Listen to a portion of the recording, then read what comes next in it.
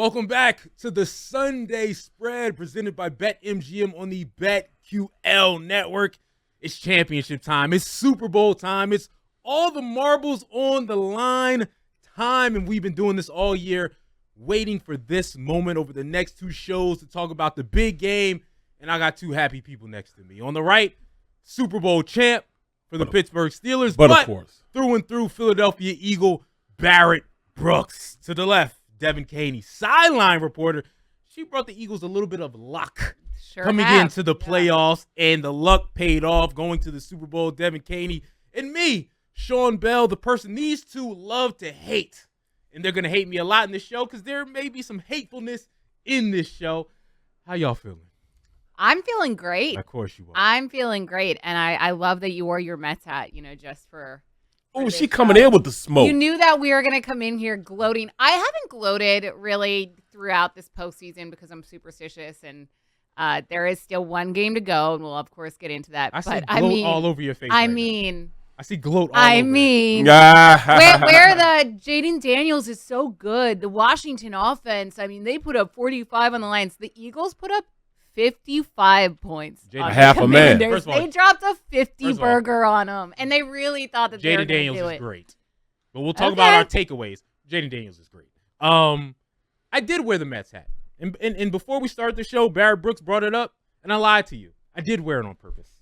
Obviously. I know he wanted all the smoke. Obviously. I needed y'all to be reminded of a little humble pie going into the show, because I knew you were gonna come in arrogant, cocky. So I said, let me remind y'all that devastation surrounds Philadelphia. Devastation surrounds Philadelphia. No one cares. Remember that. No one cares. Okay. Let me clear my throat. We got a lot of fun things to talk about, a lot of fun side topics, because the Super Bowl is filled with side topics. Whether it's the amount of time the national anthem is, whether it's what's going to happen before game, halftime shows, we're going to get into all that. But let's rehash the championship games. And first, we have to obviously rehash the NFC Championship game. The Eagles blew the doors off of Washington, the Commanders. I still like to call them the football team. That's just a better name than me. But, the Commanders. I like to call them. The football team was a good name. I like to call them our doormat. Oh, our doormat. I like to call them that. With that said, react real quick. I'll start with you, Barrett. Just your initial thoughts on watching that game, what you saw, what you expected, and maybe what you didn't expect.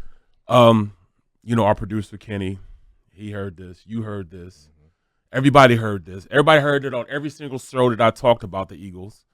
As I said, if the Eagles have the Saquon Barkley that can win the rushing title, the Birds will not only get to the Super Bowl, they will win the Super Bowl. I have been saying this for the entire season. And once he got that 2005 yards, it only cemented the fact that I'm all in on the Birds winning the Super Bowl. You know what I'm saying? I put money on it. Your boy will be rich in a minute. That's all I'm going to say. I'm going to be rich in a minute.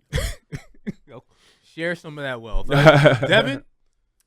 I feel like every week throughout this postseason, it's been a trend. Barrett and I are on the Eagles, because of course we are. And you and our producer, Kenny, find reasons to say why the other team can win. And sometimes it's a close game. Sometimes it's an ugly game. Sometimes it's a snowy game. But this Commanders game, there's no arguing that win. Beat them like they stole something, 55 points in an NFC Championship game on a divisional rival.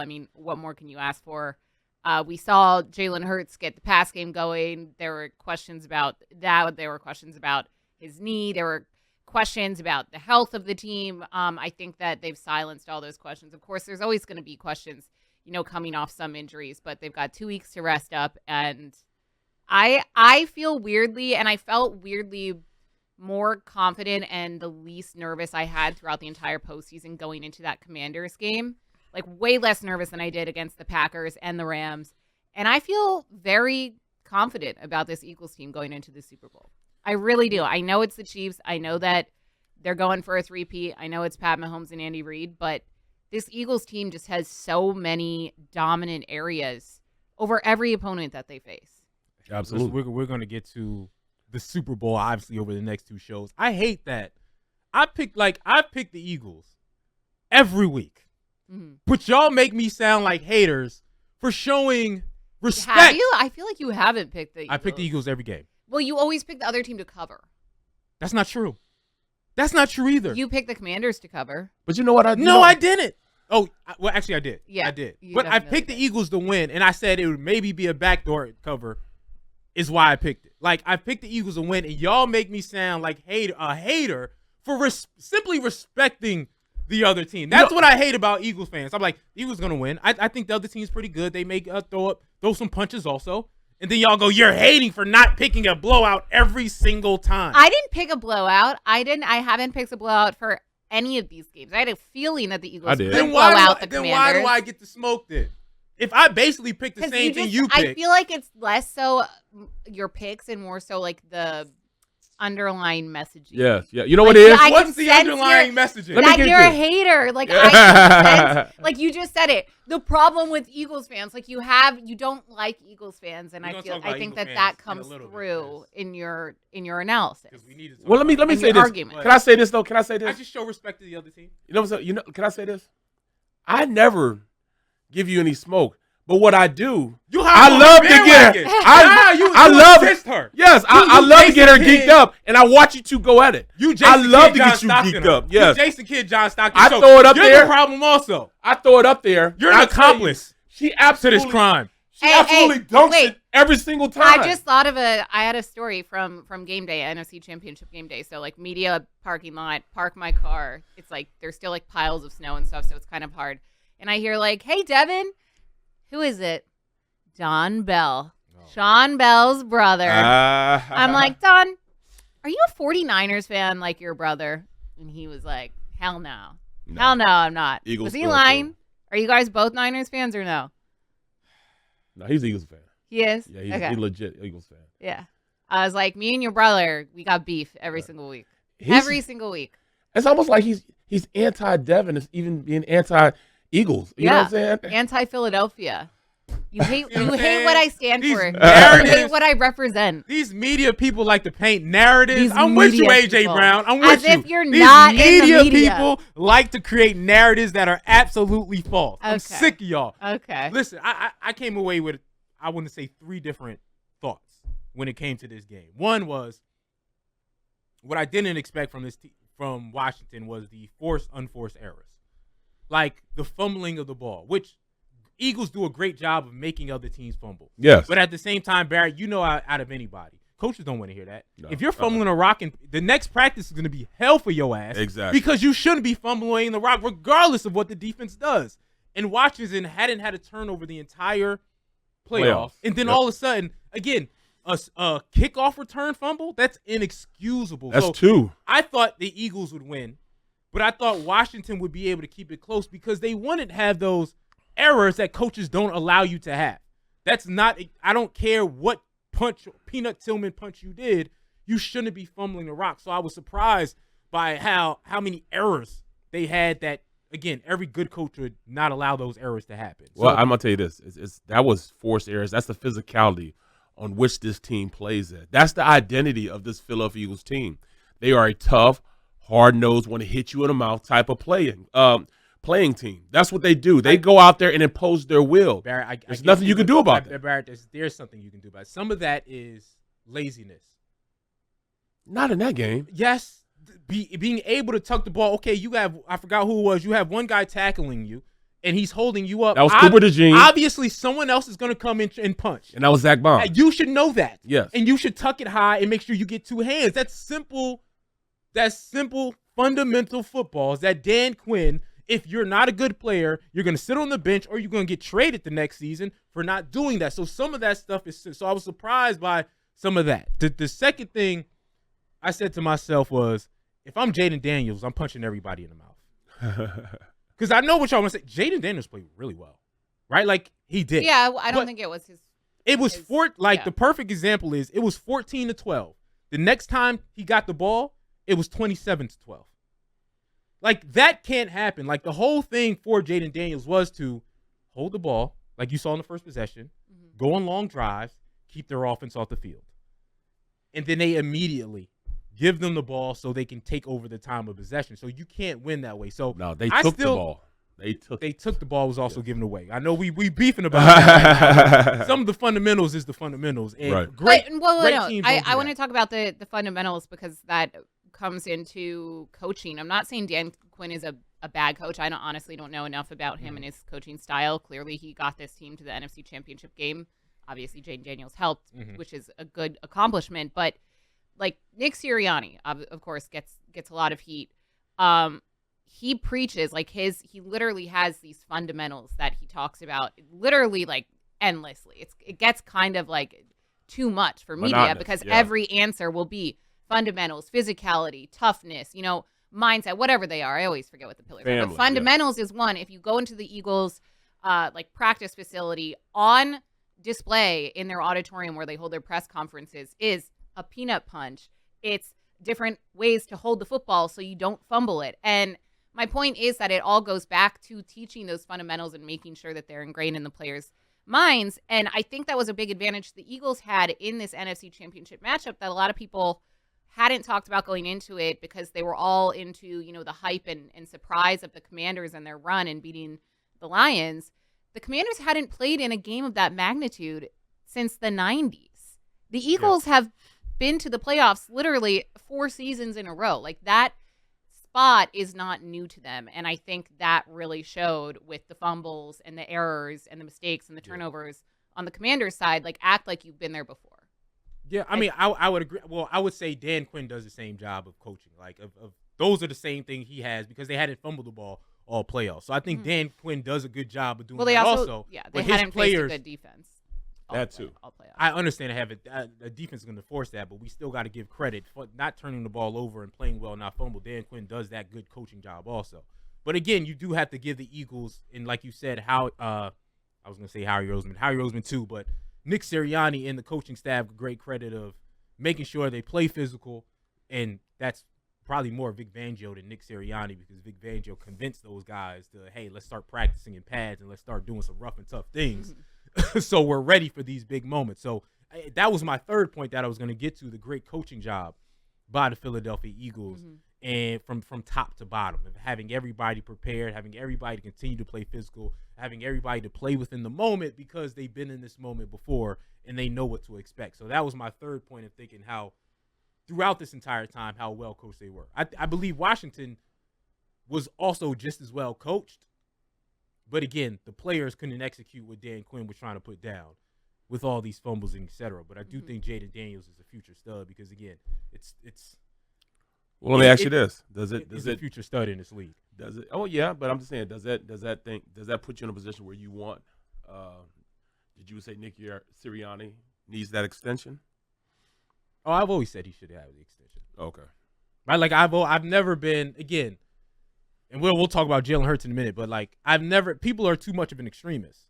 Right. He's either elite. He's either Bill Belichick or he's Urban Meyer. Right. NFL status. Right. Like he's either great or Nick Sirianni's a good head coach. I still don't believe he's the elite head coach that some Eagle fans think he is, but he's a good head coach, deserves to be here, and deserves that extension. Yep. Right? So I think he will get the extension, obviously. He should. He's a good head coach, and he works well within what Jeffrey Lurie and Howie Roseman like to handle business. Yep. Right? And a lot of head coaches wouldn't work well under that, i.e. Doug Peterson and a lot of other coaches that wouldn't want to be told what to do. Nick Sirianni is necessary. He's told what to do, but at the same time, he still has his own power, all those other things. They just have a good working relationship. Well, I think it's more so he designs his locker room with those five, we call it 5 pillars, 5, ways of thinking. The culture in the locker room, and I think it's the best you could. I mean, number one is connect and trust. Mm-hmm. You got to connect and trust, and that's what those guys do. Number 2, compete with each other, and I think that's what really makes them the best. Because I personally, when I won a Super Bowl, it was like when we stepped on the field, we knew we already played against the best team. When I was in practice on Wednesday, Thursday, and Friday, we played against the best team. So when I'm out there going against Joey Porter and blocking him, or Casey Hampton, I played against the best defensive end and the best nose guard in the NFL. Or Big Ben going against Troy Polamalu, trying to look him off and still make a play on the outside against the Shea Townsend. He's played against the best safety and one of the best cornerbacks out there. James Ferrier, linebacker. If I can pull around and get to James Ferrier and allow Jerome Bettis to bust it out, I done done my job. I played against the best inside linebacker in the league, and it was vice versa. So it was like, well, once you've played against the best, when you get on the field, you're not sweating it. They could care less what jersey the next team has on, what helmet they have on, because I know I didn't, and that's the way we play. That's why we won the Super Bowl. These guys don't care about it. And plus the game plan is, our identity is we're going to hit you in the mouth, we're going to be physical, and that's our way of playing. I don't care what you guys do. You're going to dictate how you're going to play off what I do. And that's the way you win, man. When you think you're the best team, I mean, don't worry about it. So, number 3, accountability. You make a mistake, you got to be accountable for it. You know what I'm saying? That's it. And then playing smart football. I think the Eagles play very smart. They don't get away. They don't desert to run because we know that's where their bread is buttered at. That's smart football. They play smart football. All right, we're in the game. We're playing against the Rams. It's snowing outside. They go down. It's the fourth quarter. Instantly score. Vic Fangio was like, okay, this is what we're going to do. We're going to change this up. What we just did that last drive didn't work. Changed it up, and what he did the next drive worked against him. The thing why we got our ass beat in the second half in the Super Bowl against Kansas City Chiefs, we had no way of stopping him on offense. He couldn't change. He was more worried about his head coach. I'm talking about the defense coordinator. Worried about his head coaching job with the Arizona Cardinals. That's why we lost the game. Vic Fangio ain't having that. He can change what the defense does from series to series, and that's why I think we have a decided advantage against the Kansas City Chiefs. Oof, I disagree with that, but we're going to get into that. When we come back, we got to talk about Jalen Hurts. That's been a conversation all week long about Jalen Hurts, proving people wrong. The people does he deserve an apology, et cetera, et cetera. We got some fan stuff to talk about, some Eagles fan criticism that's been going on out there that I want to touch on. And then after that, obviously, we have to get to the AFC Championship game. So once again, this is the Sunday Spread. Devin Caney, Barrett Brooks, Sean Bell on the BetGM Network, BetQL Network. Might as well be the BetMGM Network if you pay us enough. We'll be right back. Welcome back to the Sunday Spread. Devin Caney, Barrett Brooks, Sean Bell. Again, we got 2 weeks is too long. That's it. I know, like they need it so everyone's rested and you do all the promotions and stuff. But 2 weeks just feels like. I know. All right, man. Like, can we? It's antsiness. It's just. I know. And like this week before feels. I know that there's the Pro Bowl, but like, who cares about the Pro Bowl anymore? It just feels. It's dumb. games anyways. Yeah. It's games anyways. In a way, so like with the Eagles playing and knowing. Like, I'm usually down at their practice facility, and like they're obviously still here in Philadelphia this week. So I think it is important to kind of have that time, just because once they get to New Orleans, it's going to be craziness for both teams. So like from a team player perspective, I get it, but as a fan, like no, I'm just like I want it to get here. It's too long. That's my Super Bowl was that though. Like there was no bye. No, we went and played. We played Saturday. We beat Denver. It was Saturday, Sunday. We beat Denver. We flew back that night. Went straight to the facility and talked about the game plan of how we were going to do it. And we left the next day to fly out to Detroit. Oh, wow. Yeah, so we left the next day. So we had that week. So we kind of stayed in a routine. And I think that really helped us because we were pretty healthy, too. Yeah, that helps. It helped us. That helps a player not getting into trouble. Yeah, that too. Yeah, that too. Or a coach not getting into trouble. In between time, doing some scandalous things. Let's get to Jalen Hurts. That's been a long conversation. Jalen Hurts played well, flat out really played well on Sunday. Mm-hmm. And there's been a lot of talk about he's owed an apology. What is Jalen Hurts? Who is Jalen Hurts? Devin Caney, I'll start off with you. Mm-hmm. What you saw from Jalen Hurts. Recap how you already felt about him. Do people owe him an apology? Do you owe him an apology? What's your thought process here? I don't think I fully owe him an apology because I've always been a fan of Jalen's. But I also at the same time understood the criticism to an extent, right? Like I think a lot of the national pundits that I heard and everything throughout the week leading up to the NFC Championship game were talking about Jalen Hurts against Jaden Daniels. Like Jalen Hurts was some like chump who they've found pulled off the street and signed and like it's sucked at football compared to Jaden Daniels, which is wildly unfair to Jalen Hurts. So disrespectful. The guy has literally been to the playoffs every season that he's been a starting quarterback. He had one of the best Super Bowl quarterback performances, even though they lost in 2022. So I think Jalen Hurts, similar to Nick Sirianni, similar to the Philadelphia Eagles, a lot of times can be underestimated and underrated and doesn't get the respect he necessarily deserves. But I think Jalen Hurts fits in Philadelphia because, like Philadelphia and Philadelphia fans, and Sean, you're going to love this, like a lot of people don't like us and don't like to give us credit. And yeah, I see you rolling your eyes. It's just so And Jalen Hurts plays his best football when he's proving doubters wrong. Like, I think he plays best when, like, we saw him after the Steelers game. He sits down at the podium and says, like, is that what you guys wanted to see?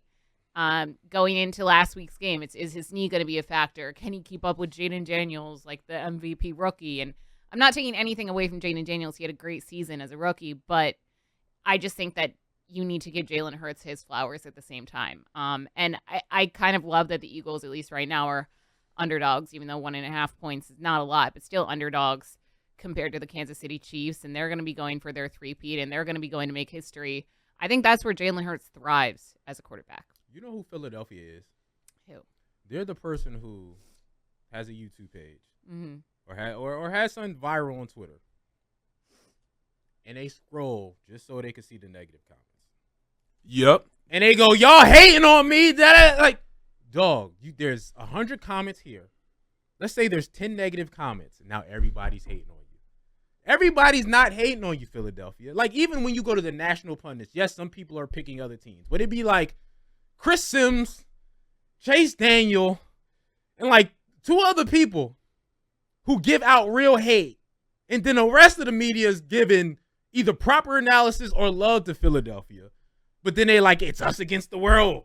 Y'all don't like us. I'm like, yo, that's such a like, I think loser it's just mentality. a general, no, it's not a loser mentality. It's a loser mentality. Oh, mentality. but you guys hate me. You're always bothered by me. Stop, Philadelphia. Stop. You're one of the best franchises this century. You're the 3rd best franchise this century.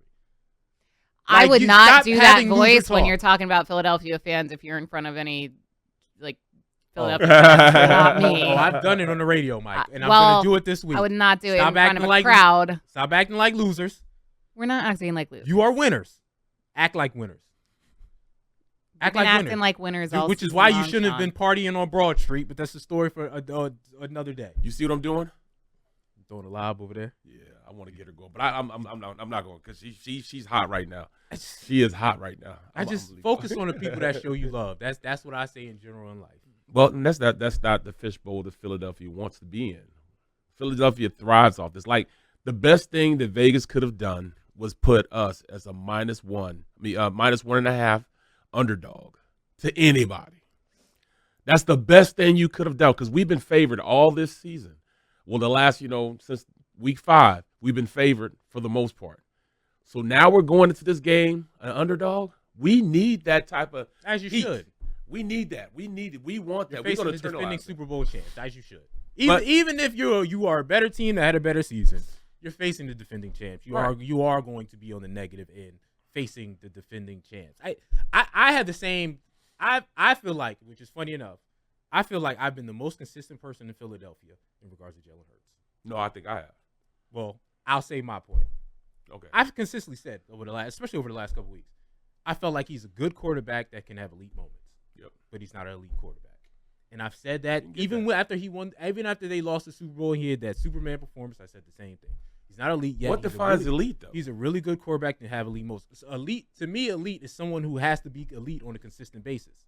Jalen Hurts does not have to be elite on a consistent basis. And matter of fact, there's a reason why they lost to Tampa Bay and had that run. And then they were 2-2 this season when they were counting on the pass game and had to go to the running game. And I'm not saying there's anything wrong with that, right? Like, I'm gonna be honest with you. Ben Roethlisberger, to me, was a good quarterback that had elite moments. Russell Wilson was a good quarterback. There's Hall of Famers. Troy Aikman, who were good quarterbacks that were capable of elite moments at any given time. Yep. Like, those I've actually individuals. heard Jalen compared to Troy Aikman quite a Yep. bit. like in terms of just styles. It's just it's not a bad thing. You can win Super Bowls With those type of quarterbacks. Elite quarterbacks are guys who. Well, I'm not arguing with you.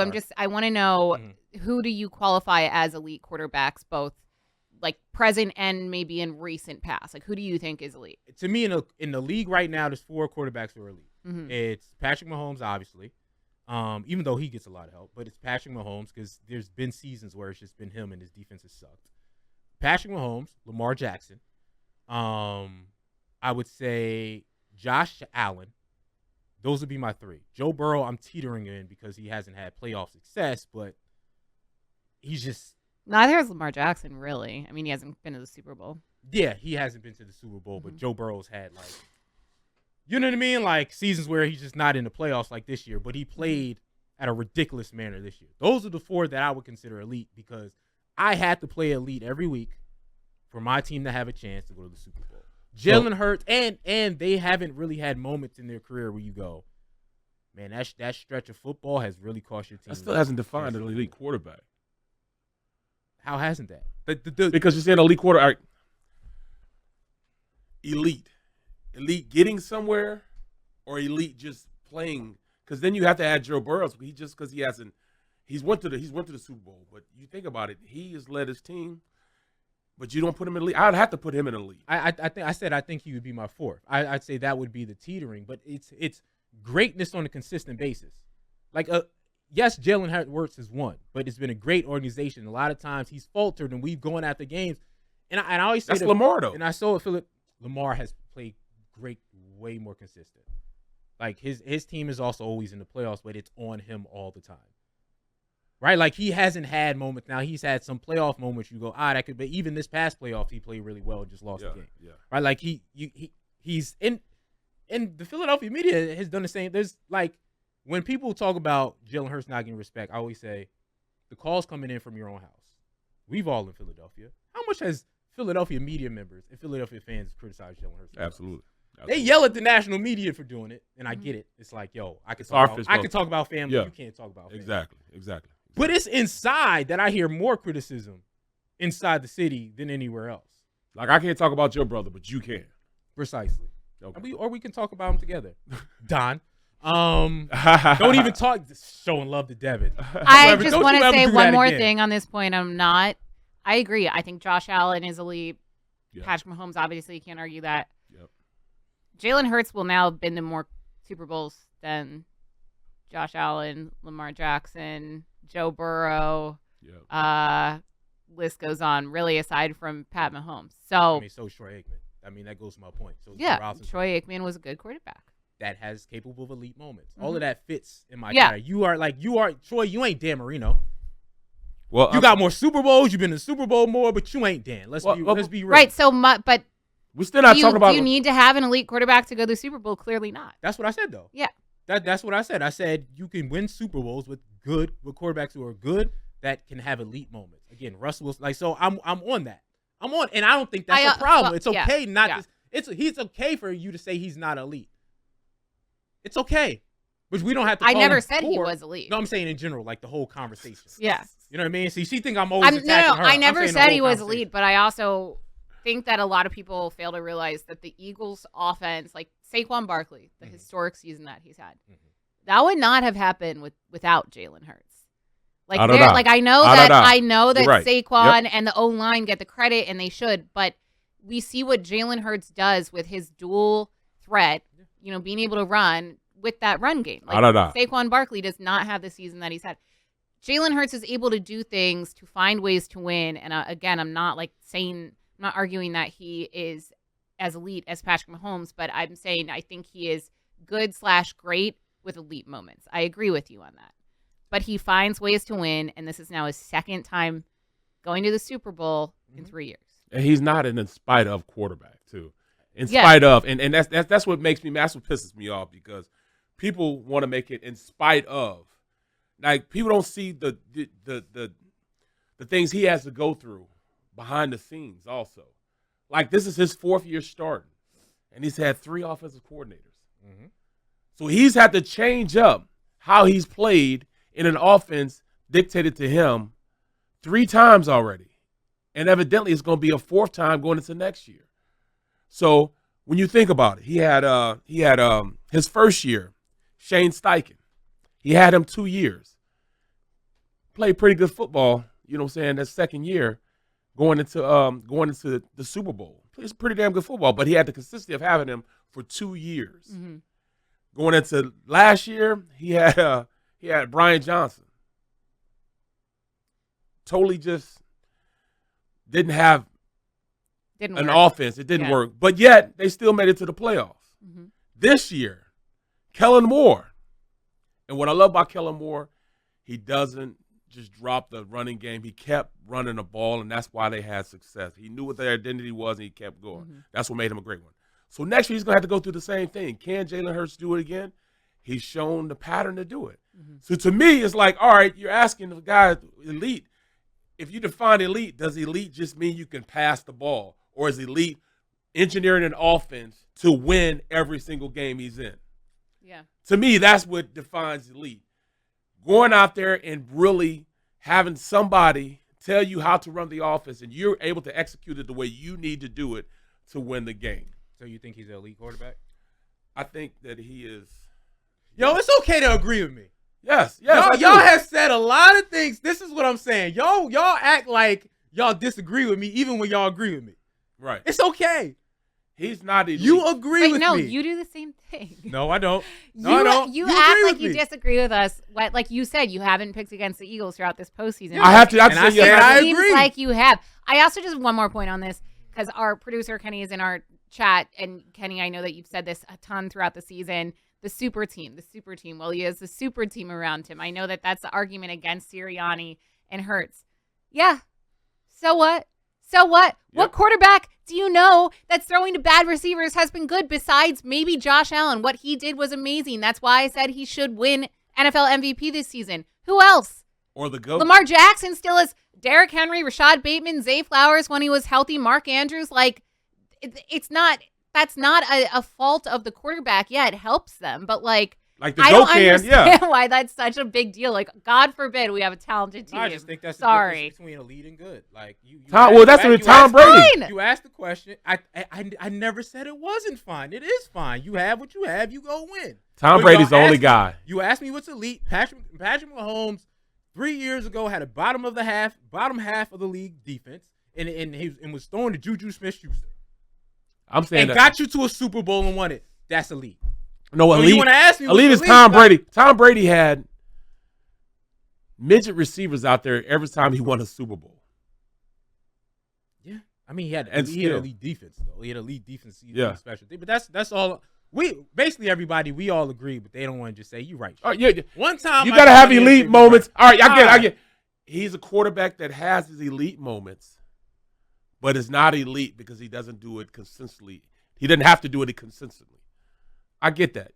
He also can't do it consistently, but that's a story for another. Can't day. do it. AFC Championship game. Let's finally get to that. The team that won, we didn't want to win, so we got to deal with it, and we'll talk about it. That's coming up on the Sunday Spread. Welcome back to the Sunday Spread. BetQL Network presented by BetMGM. Sean Bell, Devin Caney, Barrett Brooks. There will be less arguing on this topic. Will there be? I mean, it's not the Eagles. I feel like we're friendly with each other when it's not the Eagles. You know what I mean? It's kumbaya. We're all having fun when it's not Philadelphia and the Eagles. So it's the AFC Championship game, and the team that we didn't want to win one.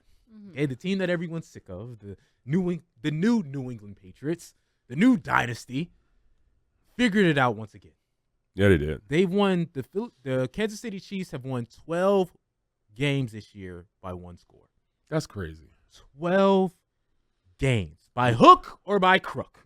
Whether Luck of the it's Irish. referees or whether it's just the other team folding, somehow, some way, they just know how to do it. They beat the Buffalo Bills. Josh Allen has faced them 5 times in the playoffs and lost all 5 times. Right? If it's not, again, Patrick Mahomes, it's Michael Jordan level.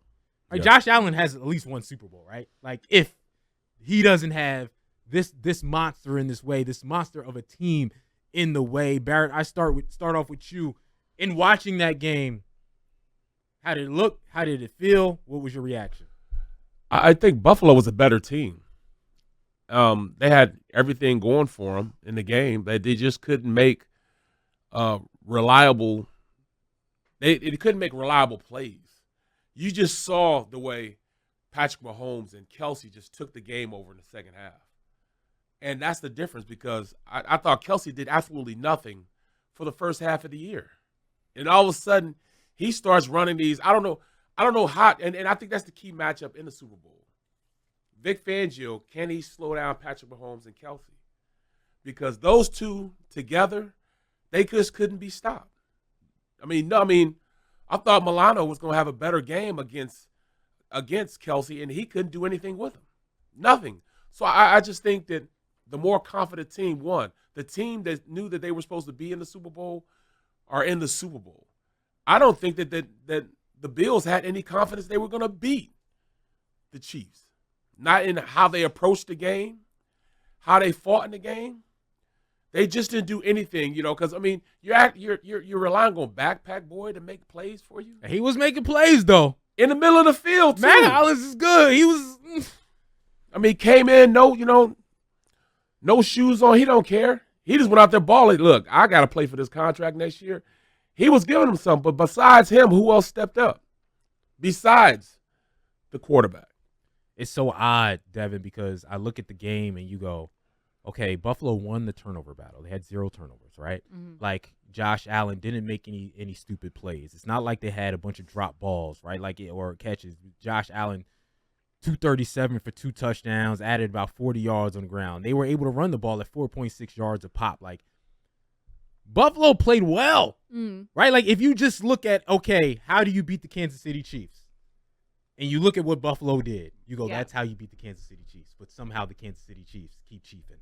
Yeah. Like, what was your? You said they keep chiefing. Keep chiefing. What was your thought process watching the game? I mean, it's the Kansas City Chiefs, and I'm not gonna sit here and say like I don't want to spew conspiracy theories about the refs, but that is a factor. Like calls can come into play, and it's a worry for me, for the Eagles going into that matchup against the Chiefs because you don't want penalties to kill you. That's just not fun to watch for anyone.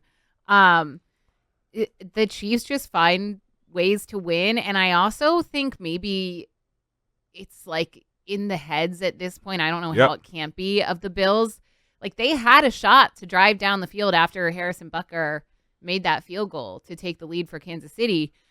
Josh Allen gets the ball back, and once again, it's a tight end who I don't even want to put it on Dalton Kincaid the way it was kind of put on Mark Andrews in the Bills-Ravens game, but you can't get it done in those big moments, and it's kind of what we talked about why Josh Allen is the MVP throughout the regular season was he kept finding ways to win, even though he didn't necessarily have the best offensive targets to get the ball to. They did bring in Amari Cooper, who's kind of underwhelming throughout his time with Buffalo. And I think that in the end came back to bite them. Like if you have to loft it up for a do or die moment against the Kansas City Chiefs, you need someone, better than, no offense to Dalton Kincaid. Like you need a AJ Brown, you need that star, that stud who is going to get that ball. So I don't think anyone can properly describe why the Chiefs keep winning. Like I really don't. I think 9 out of 10 people would say the refs, but it's the Pat Mahomes, Andy Reid, and of course Steve Spagnuolo. They're magic together. It just works. To me, that's the key, right? Yeah. Like I have a difficult time going against the Chiefs because the critical things that you think about, kicking. Well, I don't like him, but he doesn't miss. And then you go every game. Harrison Butker, yeah, whatever, right? Like, but every game that you go into, they likely had the best head coach. They likely had the best coordinator in Spags. They likely had the best quarterback, right? Like, and so it's tough to overcome that. But you talk about that Buffalo ending, and I talk about Spags being the difference maker to me of dynasty and not dynasty. That last play, when I'm watching down, I like to watch the film breakdown by like Dan Orlowski and other people. Mm-hmm. Spags knows what to call, when to call it, and what side to call it on. Right? Mm-hmm. I forgot which offensive lineman I was, sorry, but he said after the game, they showed that alignment pre-snap several times during the game. Not once did they blitz from where they blitzed from that entire game or in our study. He just knew to call it then. The play was called where all of Josh Allen's options were going to the right. So he starts to go to the right because he knows his options are his three main options. His first two reads are going to be to the right. But the blitzes come from there, so he has to get rid of the ball early. Yeah. It's over. It's just like Spags knows what to call, when to call it, and how to call it. Right? Like because if the blitz comes from the left side, he's able to scramble out right. He has his first couple of reads, and the play was actually open. But he had to throw it early, wasn't able to complete it. Like, it's just... He ran right into the blitz. It's just the Kansas City Chiefs do not have to have the best talent in order to beat a team like the Buffalo Bills, in order to beat most teams, because their head coaches out-coach the other coaches. And not even like the other coaches coach poorly. It's just I know what to call at the exact moment to call it. Right? We talk about, and this is going to be different this Super Bowl because the Eagles have better coordinators. But last Super Bowl, we said it last week, where they found a glitch play on the Philadelphia Eagles and got 2 touchdowns off of it. Yeah, they ran that circle motion. Right? So between Andy and Spags, that's all I'm thinking about. They just, God damn it, they just know. Like, it's just, how do you know? How are you this good to know when, where, and how to call something you haven't called all season long or all game long and what moment to call it in? It's just special. Right? Like, it's just special what they're able to put together. So that's what I took away from the game of, like, every game they are able to play, because they are the clutchest of the clutch. Yeah. Well, and Spagnuolo, like, the Kansas City defense is definitely what I'm most worried about, like, probably even more so than Patrick Mahomes in the Super Bowl. And I've asked this in previous weeks, and I'm still asking, like, it's crazy when you look at the Chiefs' box scores. Mm-hmm. It's like no one goes up. It's not like anyone's rushing for 200 or more yards like Saquon Barkley. Like, Travis Kelce had 19 receiving yards in that game. 19.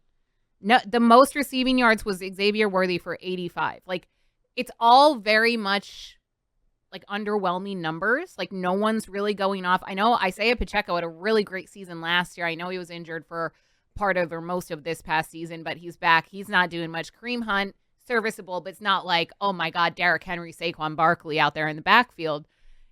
They just find ways to make it productive on both sides of the ball and to pull out wins. It's crazy. It's infuriating. It's infuriating. Because I'm like, how?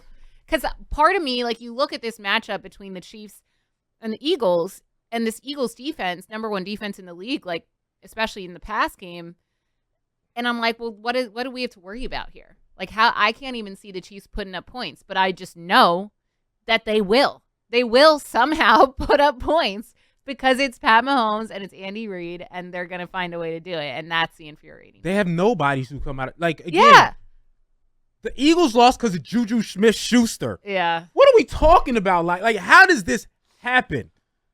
Barrett, how? Like, that's the Juju crazy had thing. the second most receiving yards in the AFC Championship game, too. That's crazy. And then, you know, even looking back at that Super Bowl, things just fall. I mean, things just fell into place for them. Like, how in the world do they have a punt return from the 50 and they drive it all the way? He runs it all the way down to the 5.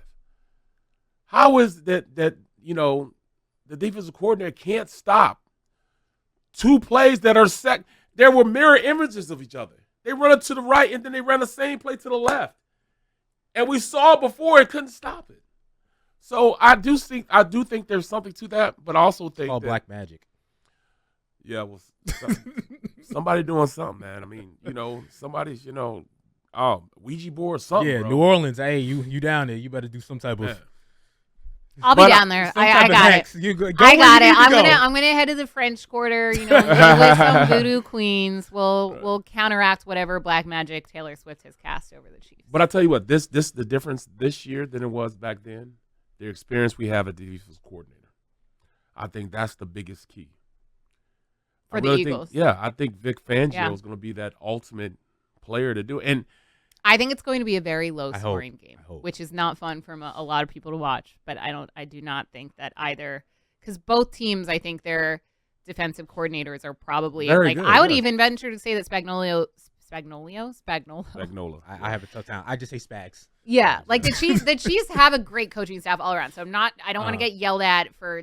I'm not saying Andy Reid is a bad coach, but I'm saying like Spags might be more valuable to that team, especially in this matchup, than even an Andy Reid. Well, you know what I'm saying? yeah, Like, you're right. I think it's going to be a Spags Fangio battle, and I don't think it's going to be high scoring, but it's going to be an interesting matchup to see those two defensive coordinator and those two defensive minds try to get the best of. And one other point: the Eagles have played 20 games, and in those 20 games, everybody comes with the same mindset: we're going to stop Saquon Barkley. Mm-hmm. And I'd be damned if anybody did it. Nobody did it yet. Yeah. Can Spags do it? We'll see. But you're talking about an offense that has the best offensive line in football, the best running back in football, going against the defensive coordinator that might have to say no mas for once. But here's what I always worry about with Chiefs. Again, I'm not in support of the Chiefs. I'm documented, right? Why are you looking over at her though? I was just looking at both of my hosts. You know what I mean? You see, he's trying to lob. I'm just looking at both of my hosts. Jeez Louise. So like, wait. But So when shut up. So you're watching the game, right? Like you're watching the Super Bowl. You're locked in, and the Chiefs score. Are you like, yes? Like, are you like kind of celebrating quietly? No. If the I'm Eagles score, are you I'm celebrating? I'm not somebody you should watch games with. Well, clearly. I'm pretty silent. Okay. Even if it's my team play, I don't really. Okay. Like, I'm really like, I can celebrate or be mad at the end of the game, but like, I don't trust. Now, if it becomes a blowout, then I could have my reaction one way or the other. But I'm really like I already know, like, you know how some parents, like, when their kid's playing is rah rah, my child's gonna look at me stone faced. I don't care if he has a special dunk. I don't care what happened. It's gonna be stone faced. Cause I'm like, yeah, I watched the worried about the next. All right, get back. Get back on defense. I do that. You know, I when I watch the game, I don't watch it like where my eyes get clued to where the ball is. Mm-hmm. Like I when I watch it, it's like I'm breaking it down, and I don't see where the ball is going until it gets there. But my eyes always brings it back to the ball. Like when I sit down and watch the game, I go through this. I don't know why I do this, but I find the shell. Once I find the shell, there's me corner, safety corner. Then it tells me where. Then it goes over, tells me where the Mike linebacker is. I know where the Mike linebacker is. Football analytical. And then I start looking at little keys and stuff. You know, all right, this analytical mind. Yeah, that is and like. I played the game like I look at the X's and O's mind. So also, I look like they're going out. Then I look at it. We got to take a break. I just want to make one quick point when y'all were talking about when you were talking about stopping Saquon and stuff. The biggest thing again, they didn't stop James Cook.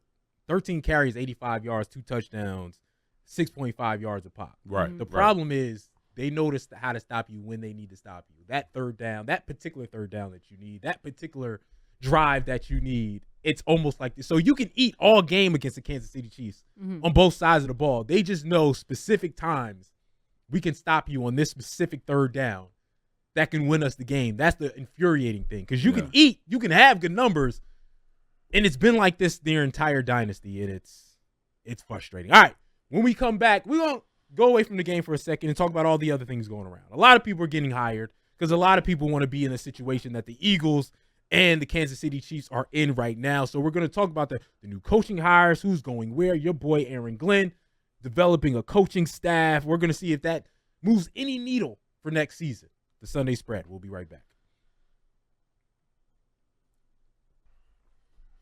Welcome back to the Sunday Spread, presented by BetMGM on the BetQL Network. Devin Caney, Barrett Brooks, Sean Bell here, kicking it with you. We're going to take a break talking about the games and talk about the other stuff. All right, a lot of coaching hires, a lot of people moving around. So let's get to it. The biggest surprise, I'm going to start with the biggest surprise for me and y'all reaction to it. Pete Carroll to the Raiders. Mm-hmm. That's huge. I forgot about Pete. I'm going to be honest with you. I thought old man Pete was done, retired. Like, I didn't think he was going to be back in football in general. His name wasn't even in the rumor mill at any point this season. At least I don't think so. Well, what he came out and I think he said he wanted to throw his name for the Bears head coaching job. I know our producer Kenny's in Chicago, but it was either like he definitely like came out and was like, hire me or something when the Bears job became available. Cause I think that was the first opening so far. So I think that was his way of like putting himself out there. But yeah, I mean, he's older. I didn't think that he was going to return. He was the head coach of the Seahawks for so long. I kind of love it.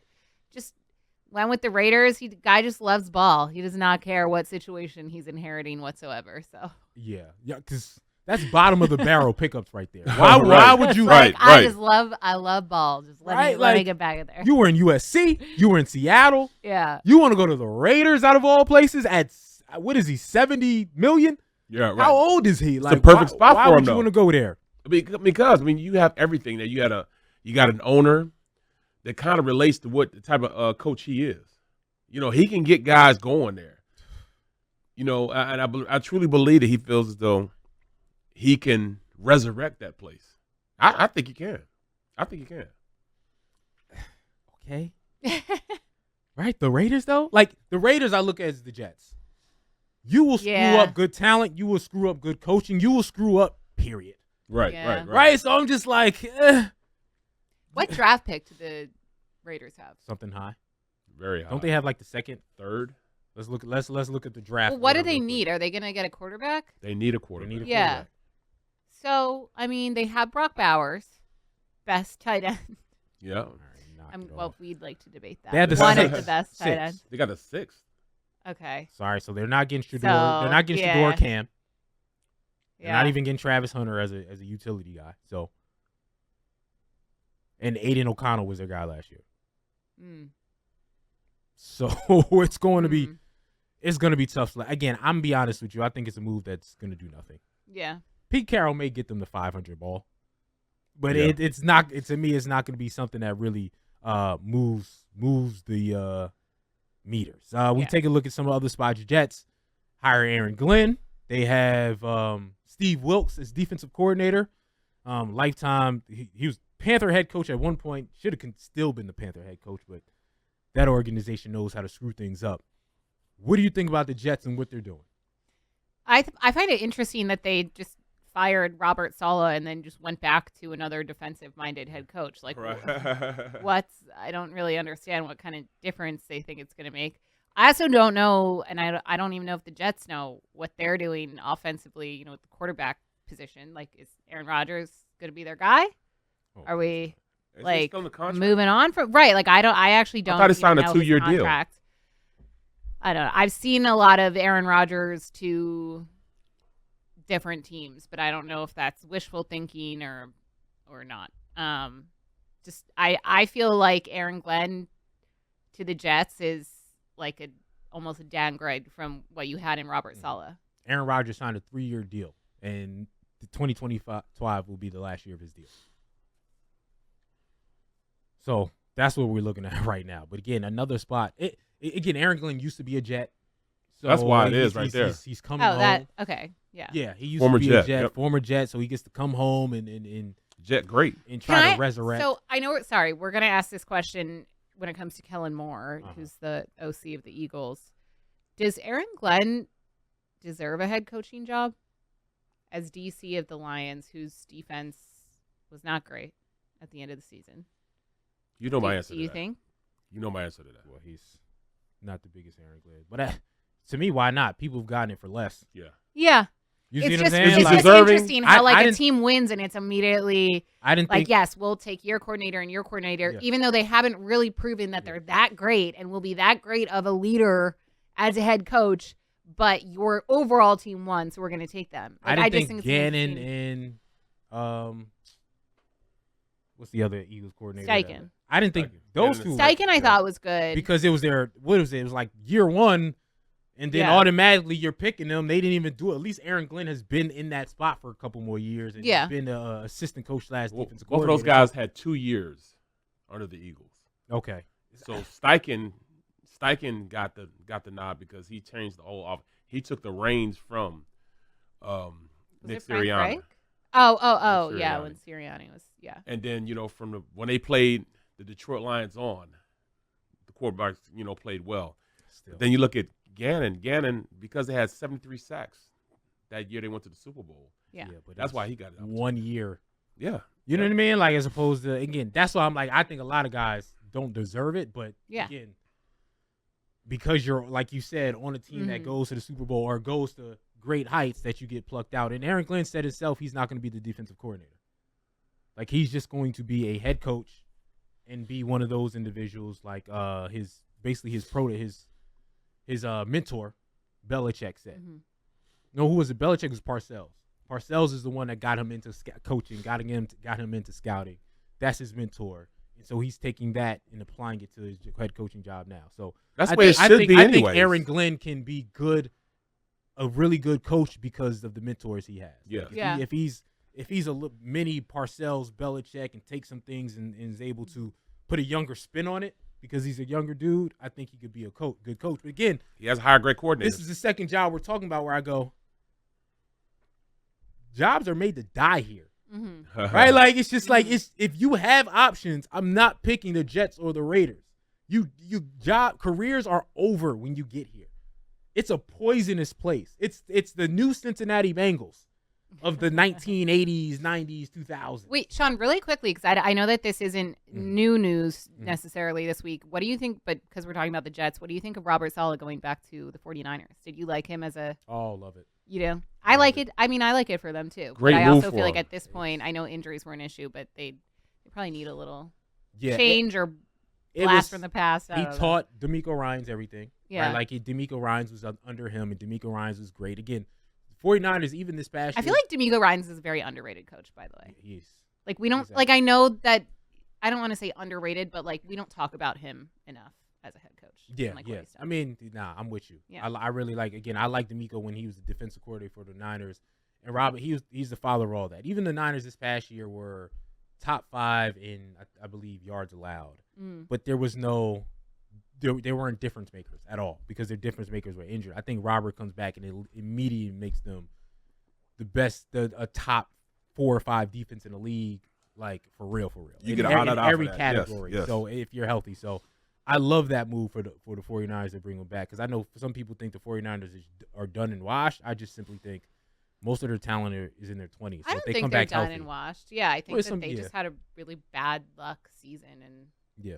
injury-wise and kind of fell apart from there. I was actually hoping that the 49ers and the Eagles would meet every year. Not just for our beef, but I've been on record saying there's no rivalries in sports for real anymore. Like, no, like, We got to pay your quarterback this year, don't you? we really hate you. Huh? You got to pay your quarterback this year, right? Oh, yeah. Well, we don't have to, but he's going to be asking. Yeah. So Do you think gotta they're pay your going to? quarterback, yeah. I think this year helped him. So if he doesn't ask for $60-50 million, then He's going to ask for that. I Is he think- deserving of that? No, I don't think so. I think you give him 40, 45. I think you give him the Kirk Cousins deal. Oh, no, he's not going to take that. Well, if he doesn't take it, then there's going to be an issue. Then There's gonna be an then I issue. think there's going to be an issue. I don't Yeah. think you pay him to be 50-60 million after the season that they've had. I think you go, we're going to give you Kirk Cousin money or a little bit above. Or I can get another one of you. That's my thought. But, you know what I mean? Sam Darnold, hey, you were great for Minnesota. Come on back. It's something of that nature. That's what I think happens with San Francisco 49ers, but I think they figure it out, and I love Robert coming back. Other jobs, Duval. I can't stop watching that clip. Yeah. of Liam Cohen. It's like haunting. It's haunting. I've seen that on Twitter, but I haven't actually. I've seen people saying it. I haven't actually seen the clip. What is that about?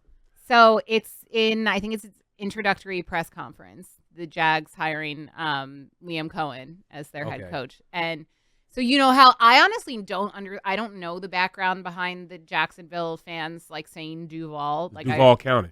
Oh, okay. Is that okay, that's Yeah. weird. But yeah, I guess he was trying to say it and he said it in the most like creepy way Yeah. possible. Yeah. Like Okay. it's so cringe. Okay, Every I time I haven't heard watch that. it, I'm like, ugh. So have you watched it with sound? No, Oh my god. that's why I just saw Duval. I'm like, That's- everyone saying that's Duval. almost I was worse Like, I Gannon don't know with if the- this is good radio, but I can pull this out. yeah, why not? That was Gannon-esque. You remember Gannon? Yeah. Yeah. You fire in your gut or whatever. it was. Okay, here we go. Let's Yep. Go to the mic. Put it. No, you can't say that. You gotta that's watch it. bad. That sounds disgusting. And look at like the way he says it. What? Why does he? Let me see it. Why does he? And like his mannerisms when he says it, Duval. It's so yeah. Oh, wow, my bad. did not Like, why does he? Yeah, that's like he's saying it as spooky Halloween style. Yeah. Like, Right. It's not good. That's Not weird. good. So let's get to the real one. Forget about Jacksonville. Who cares? Y'all losers. Yeah. I'm sorry. I mean, sorry, no, people you're right, listening in though. Jacksonville. Kellen Moore How do y'all feel about that? He better be focused on this damn Super Bowl. Yeah, I know that's I right. think it is crazy.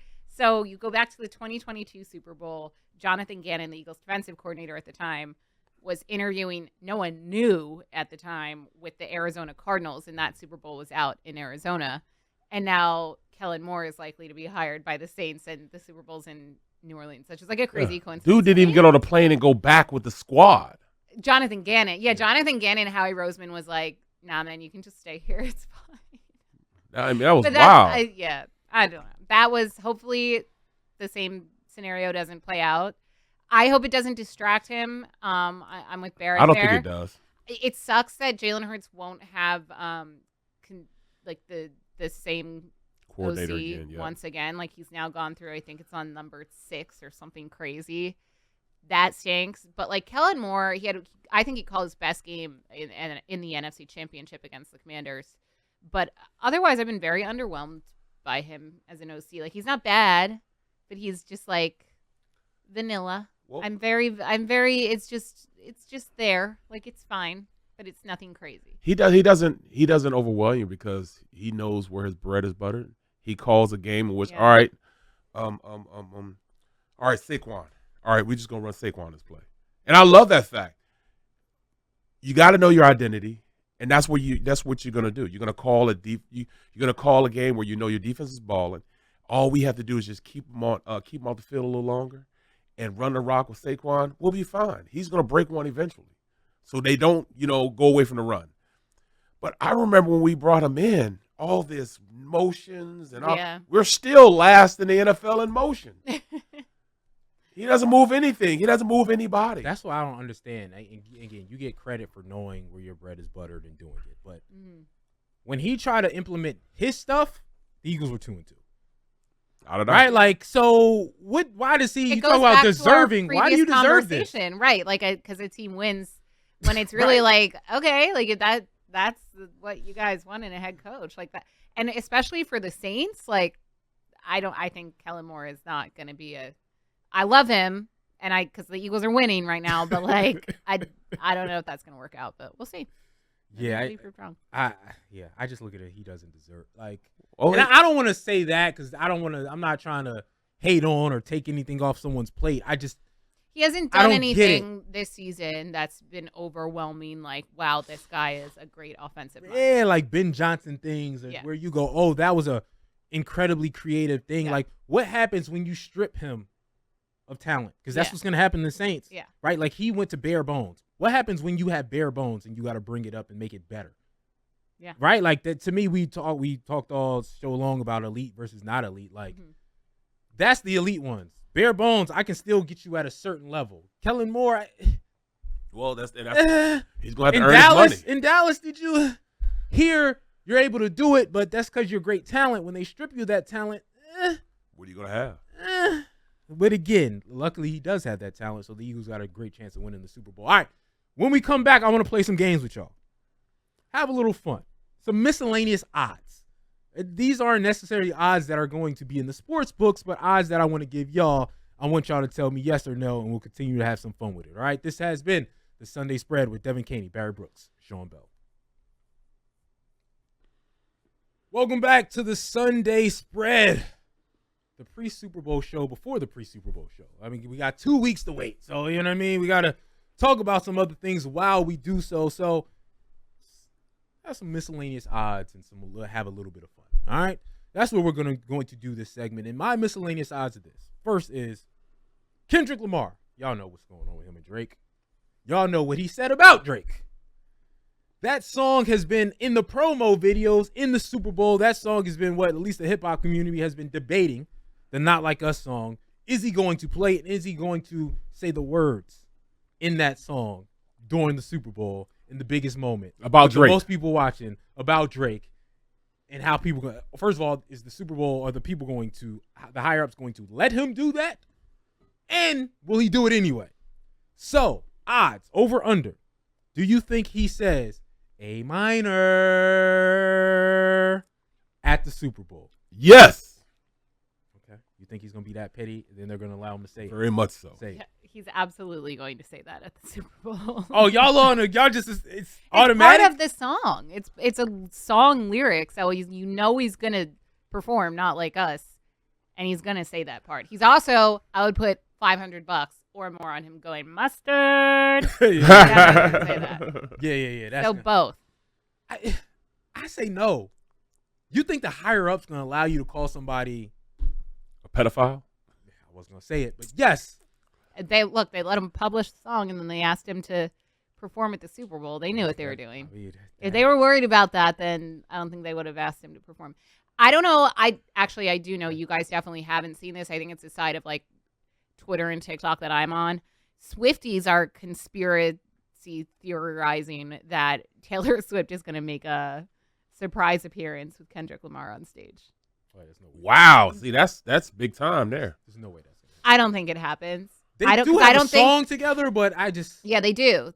And no, actually, Bad Blood isn't on the album that she hasn't re-released yet. That's on 1989. I don't think she would do that though. I don't think she would do that to Travis Kelce. Like, I don't think she would be like, "This is my show now." You know? Oh yeah. I think she'd kind of. But I hadn't thought about it I don't that even way. think Yeah. Kendrick would let her because the vibe that he's going for Not Taylor is Swift. not a Taylor Swift vibe, Yeah. and Taylor Swift wouldn't want to be in that vibe.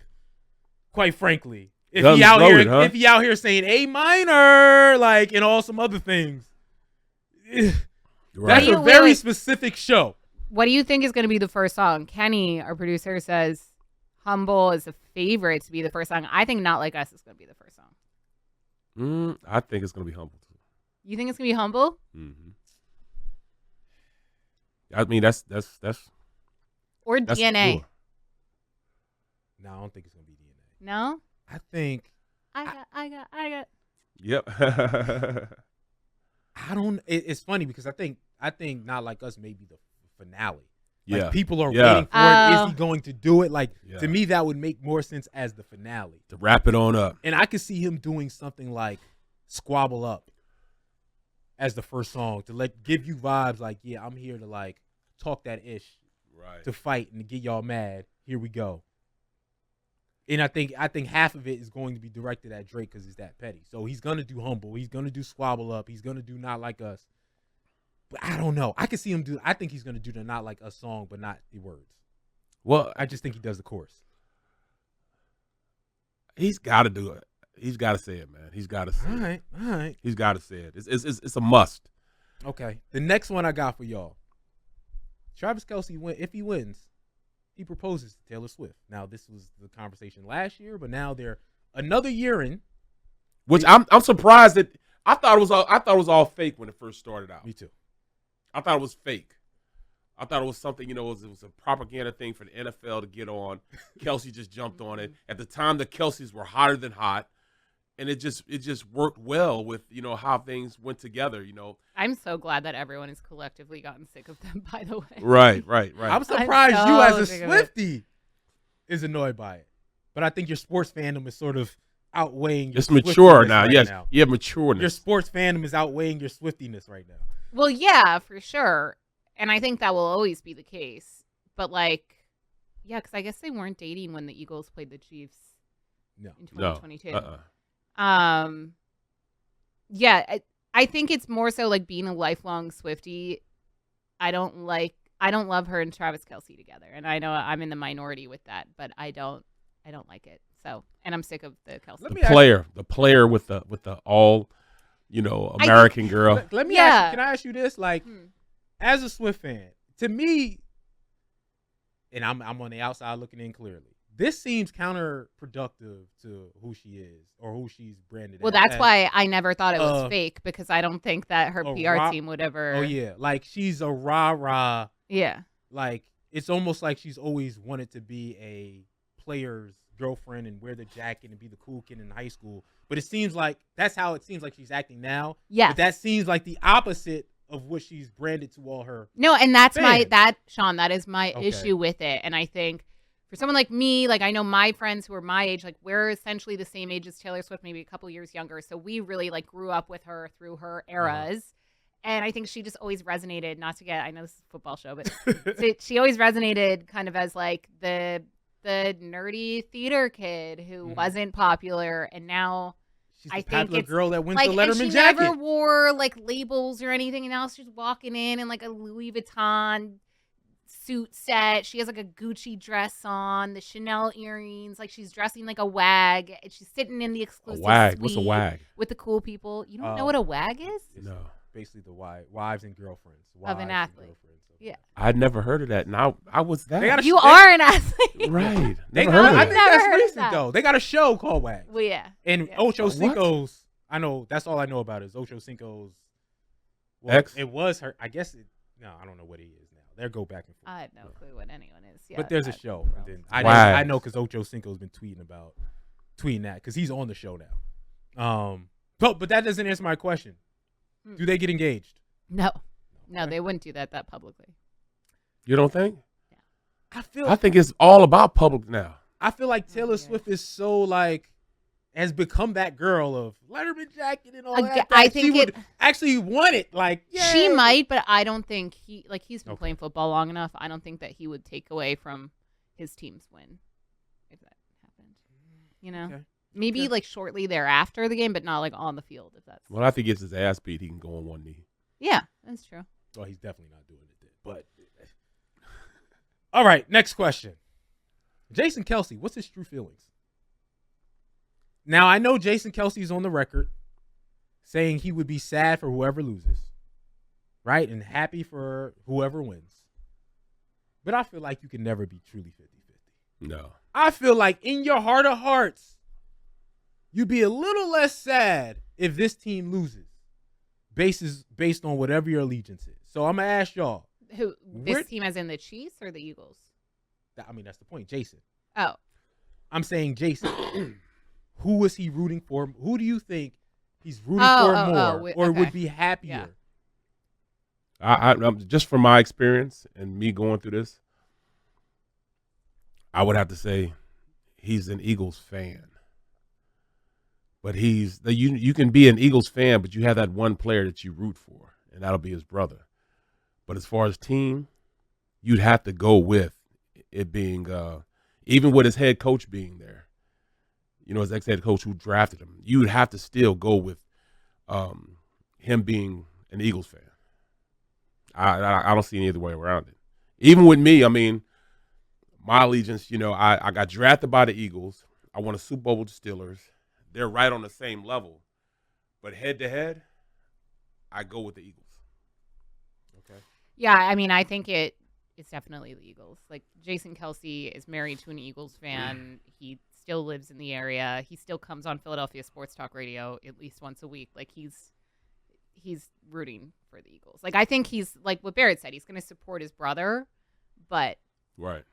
I don't think he's going to be out there. Maybe he'll have an Eagles jersey on. I don't know, but I think he would be, to your point, Sean, like a little happier if the Eagles won.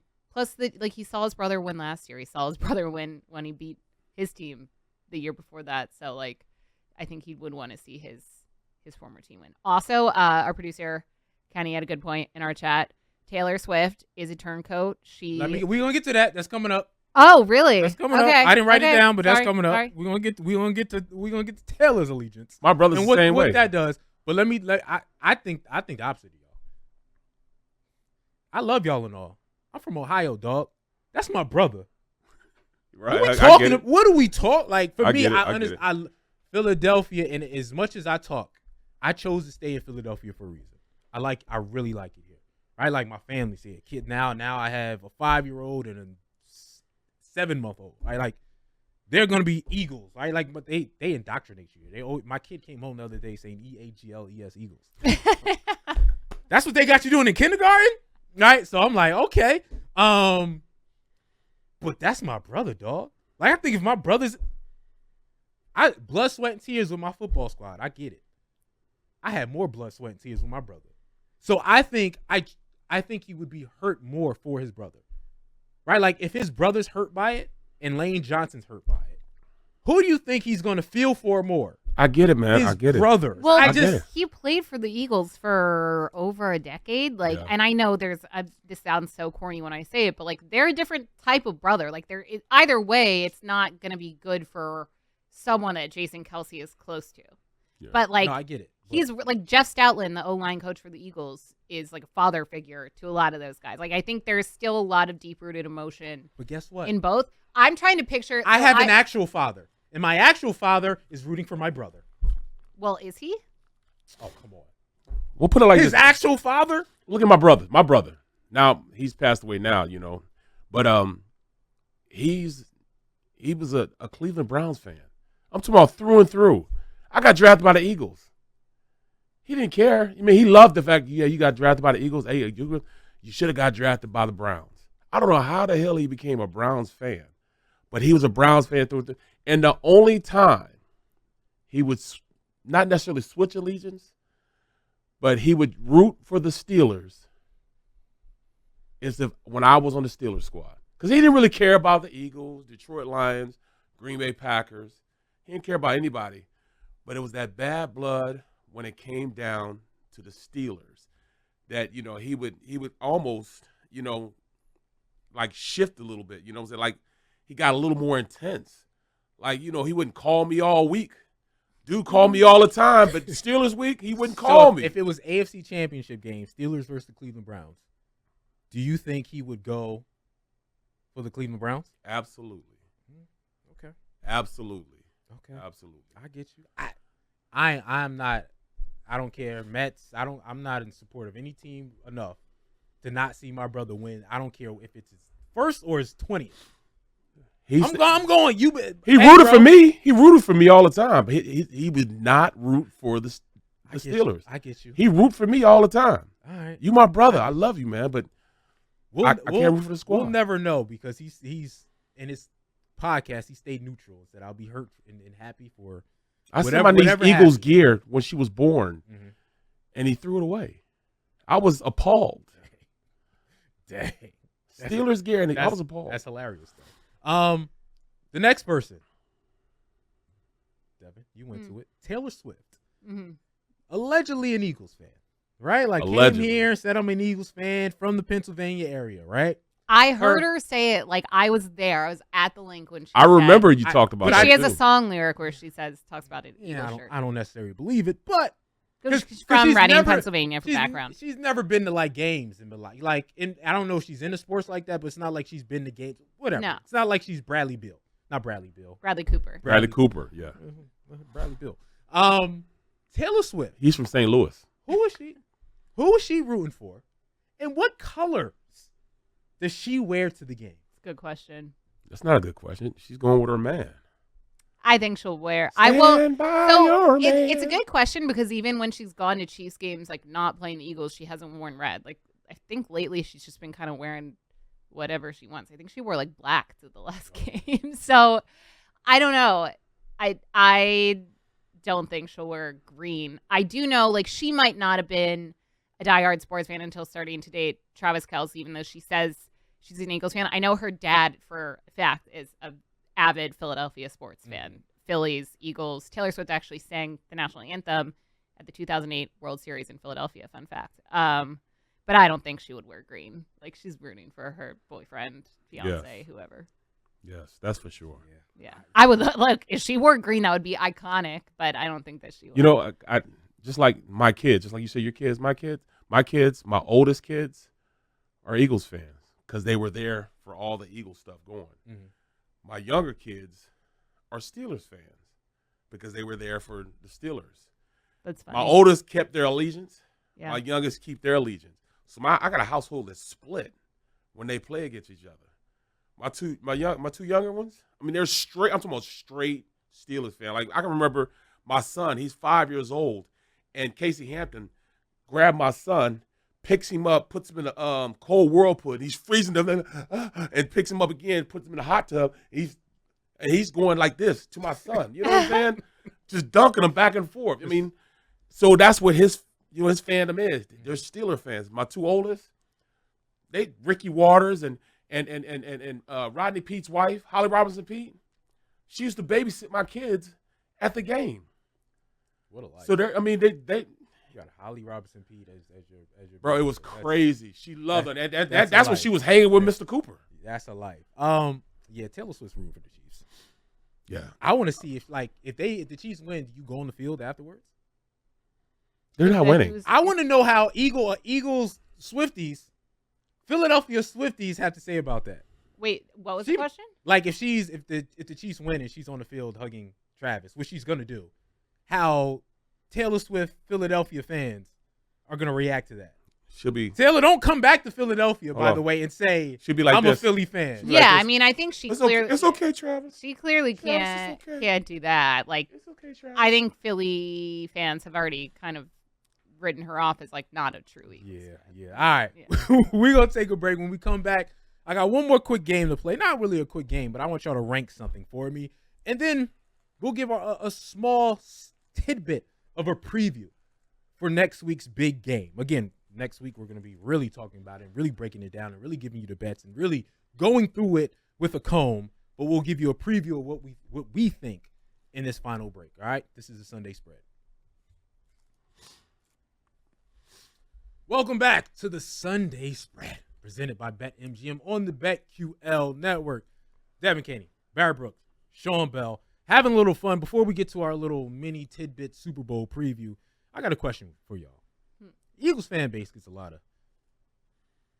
thrown their way. You see how he paused with you? They get a Paused, lot looked at you. You saw We it. get a lot thrown our way. Didn't you just go off on how we're always playing the victim? And You are always playing. It can be both. You're always playing the victim and how a lot. can it be both if we actually get a lot thrown our way? Well, I think it's well deserved. That's why. I think Philly fans are a-holes. Philadelphia are a-holes. You live here and you just said that you like it here. I'm part of You it. said you love it here. He's part. He said he's I'm part. So you're calling yourself an a-hole. Yeah. Okay. Yeah. I think Explains the how. I think Northeast. See what I'm saying? See what I'm saying? Go back to Pitt. Northeast people are a-holes. Yeah. Yeah. We're jerks. Yeah. Right? I'm Northeast, born in Jersey City, New Jersey. Yeah. We're jerks. Mhm. Philly, New York, Boston, jerks, Yep. a-holes. Mhm. And so I think Philadelphia fan base is the best fan base. I also think they're the worst fan base. That's how passion works. Yep. They have the most people that go over the line, right? So I think I just get mad that Philadelphia just doesn't own it. I own that. Hey, I go down south. Now, don't get me wrong. L.A., y'all are phony. Yep. Down south, y'all are shady. But y'all present nicely. Midwest. Right. What do you say about Midwest? They got a little bit of both. Depends on where you go. I ain't going to Grand Rapids. Oh, my, you know what I mean? Them people different. Memphis, them people different. I don't want to mess with them people. But they present nicely, right? Like, they say nice things. They're not as raw. When you go to their fan bases, yes, every fan base has people who go over the top and are mean. But in general, they're a lot nicer. Uh-huh. With that said, I want y'all to name y'all top 3 favorite fan bases. I know it's hard to talk outside of Philadelphia. And the 3 fan bases you hate the most. Just in football? In sports. All right. We're going to start with top 3 favorite. Favorite? Right? And I know I put this. Favorite? Yes, your top 3 favorite fan bases. And I can start if y'all are calculating in y'all heads. Yeah, I'm Okay. calculating. Okay. My favorite fan base, New Orleans. Nolan? Maybe because it's one of my 3 favorite cities. I love New I Orleans. feel like- I'm so excited to go. I feel I like love New it. Orleans gives you the passion that Northeast fans have without the hatred. Don't get me wrong; they go over I the don't know. they go over the They're top. like too. little. What is it? I always get their chant and the Bengals mixed up. I know one of them is Who Dat. Yeah. But one of the New Orleans their I chant know what is you're a lot. saying. It's like a who lot. dat and who day or like yeah, whatever. It's Who like Dey, yeah. it's all the same. But and again, I think they give you that passion without being so mean. But that's their atmosphere in New Orleans. That's when you go down there, it's party, have fun, and I love that about New Orleans. Like it's just one of my favorite cities to vacation and have fun because the people are so fun, but still give you Southern hospitality, but still give you that passion. So New Orleans is my number 1 favorite fan base. I'll surprise you with my number 2. It's Philadelphia. Oh, thanks, Sean. Right? When you're good, you're good. When you jerks, I hate you the most. I also hate you a lot. So we'll talk about that later. Jealous But of us a Philadelphia fan base is a fun freaking fan base, and when their passion is their passion, and when you're playing there and you're playing well, when you're on good terms in Philadelphia, You're in the best of terms. you're in the best of terms. There may be no better fan base to deal with. Mhm. Third, Cincinnati. you know what? I have to respect the fan base that's going through what you've gone through. But Oh, yeah. you know what I mean? Like, it's a respect factor for me. Like, it's just like, y'all suck. You suck at everything. Right? Like, Ohio State you can support, but you suck at everything. Right? And I'm kind of mixing up Cincinnati and Cleveland and sort of combining it. The Ohio fan base in general. So you don't just mean like Bengals fans. You mean like I sort of mean Cincinnati and Cleveland put together. Yeah. Okay. Yeah. Because like the things that you got to go through and how bad you've been, but yet you there to support, yet you still very passionate about your football. I just respect it. So I don't necessarily love them and want to hang out with them like I want to hang out with the first two fan bases I talked about. But I respect them so much for being trash and putting trash bags over their head, but yet still supporting their team. I respect the hell out of those Ohio, even though I don't like the state of Ohio, I'll be honest with you. And I hate Ohio State, but I respect their fandom. Yeah. So that would be my three favorite. It would be New Orleans, Philly, Ohio. All right. I'll go next. Okay. Number one, really big surprise here. I'm going to go with Philadelphia. As my man would say. One of the most accurate things that I may have even brought this up on our show before. I don't remember. I used to work out in LA like right after undergrad, and my boss said to me at the time, he was from California, like from Los Angeles area, and he's like, "Oh, you're from Philadelphia?" I'm like, "Yeah." He's like, I visited there when I was in grad school, in DC, and I have to say, like, I didn't like it that much. It's a beautiful city, but the people, it felt like everyone was part of a club that I wasn't invited to. And I think that is the perfect way to describe Philadelphia sports fans, because when you're with us, you are one of us and we embrace you. And we go Birds is our aloha.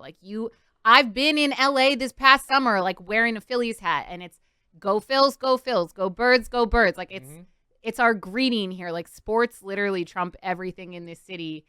But when you're against us, you're against all of us, and you will get the heat.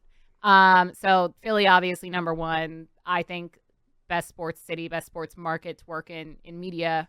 Number two, I'm gonna go with Buffalo. So I spent a lot of time up in Buffalo covering professional lacrosse back in the day, and Buffalo fans are deserving of championships because, especially football wise.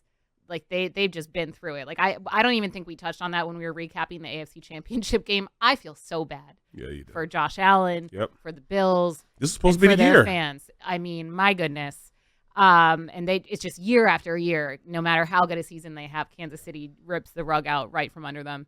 But they remind me of Philadelphia fans in that they're gonna jump through tables. Bills Mafia is crazy. They're going to wear these crazy outfits, except I think we talked about this last episode. Philadelphia would show up with a knife to a fight, and Bills fans would be like, what? We were just playing around. They're the nicer version of Philadelphia fans, if that makes sense. And otherwise, nice people. I would hate them if the Eagles were playing the Bills, but otherwise, I like them.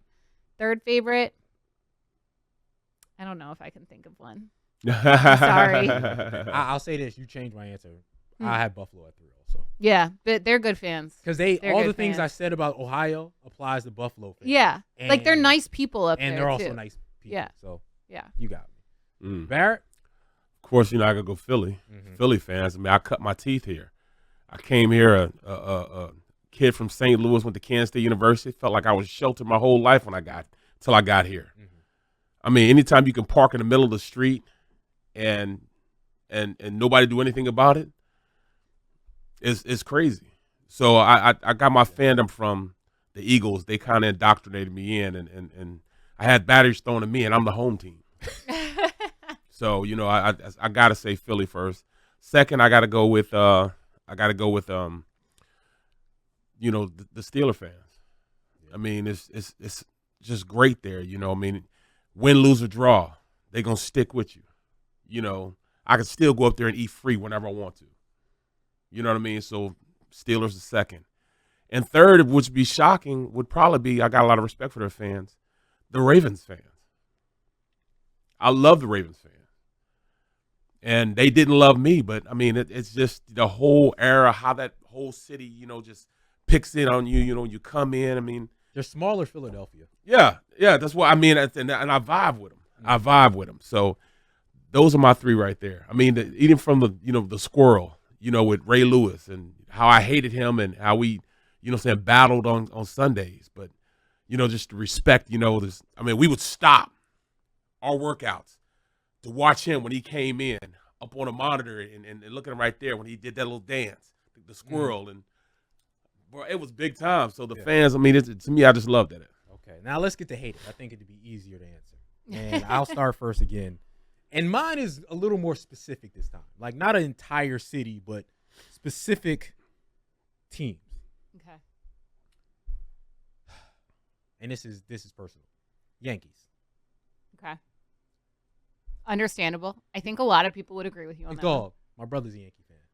All them How? all them championships. He's from North Jersey.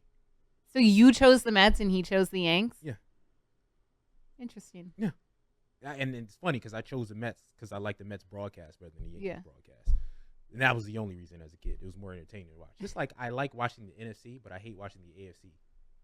Right. Something about the CBS, Fox, something about the broadcast where I'm like, wait, you like watching the NFC games? Wait, Fox me games. So and I the think CBS games. I'm like, I don't know why that is. But CBS is my it. least favorite broadcast. I don't know why. Like Fox is always my favorite. Yeah, so I just again. Fox is a good. So it was similar between the two broadcasts with the Yankees and the Yankees were very AFC to me for some reason. No, but they are. They are. Yeah, right. I don't know why. I can't. They are AFC.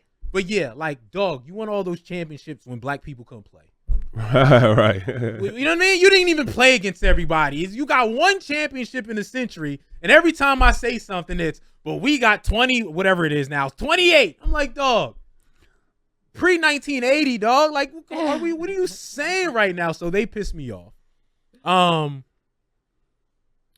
fans are delusional to me. Laker fans in particular. Do they exist? Well, I know Lakers fans do, but you mean LeBron fans, right? Yeah, I guess I'm be direct. LeBron fans. Like, it's just, you travel from team to team. You travel everyone. You have no allegiance. You're delusional about who you're going to get, especially when you team them up with Laker fans. We're going to get everybody. We're going to get everybody. You don't deserve everybody. You're annoying to me. Right? So those two fan bases. Wait, are you talking about Dodgers or Lakers or just Lakers all LA fans? Okay. Lakers, LeBron connection. Yeah. That fan base combined pisses me off. So that's 3-2. My number one is Philadelphia again. They're my favorite, and I hate them the most also. Right. Fair. Because, dog, some of their takes, stop it. Why are you throwing batteries? Why are you booing it so early? Like, what are we doing right now? Like, you're taking people's hats from the Washington game. Like, give me your hat. Like, fights. Like, it's just, come on. Like, you're the best and the worst of fandom. That's how I look at Philadelphia. You are the best of the very best. You're also the worst of the very worst because you have the most people that go over the top. Who wants to go next? You can go ahead. Can we go? Are you sure? Yeah, go ahead. Okay. Sorry, I was distracted. There's Justin Tucker news, but we're running out of time. My least favorite. 90 seconds, so let's try to. It depends on who. Like, I find that I hate whoever the Phillies are playing in the postseason, but no matter what, always hate the Mets. I hate the Mets. I hate their fans. They're annoying. The Grimace guy. I hate it. I'm trying not to curse right now. Shout out to Grim. Cowboys, F Dallas always. Number 3. I'm going to go outside of like a Philly rivalry for this one because I hated Astros fans. Houston fans. Wow. Oh my God. They were awful when they were playing the Phillies in the World Series 2 years ago. I don't even know much about Astros fans. I didn't either. And I learned that they're terrible people. So, okay. There you go. Barrett, we got 60 seconds. I'm going to say New England first because they stole the Super Bowl from me. You know, Big Ben's first year, we should have won the Super Bowl. Should have been all Pennsylvania Super Bowl. 2, Dallas.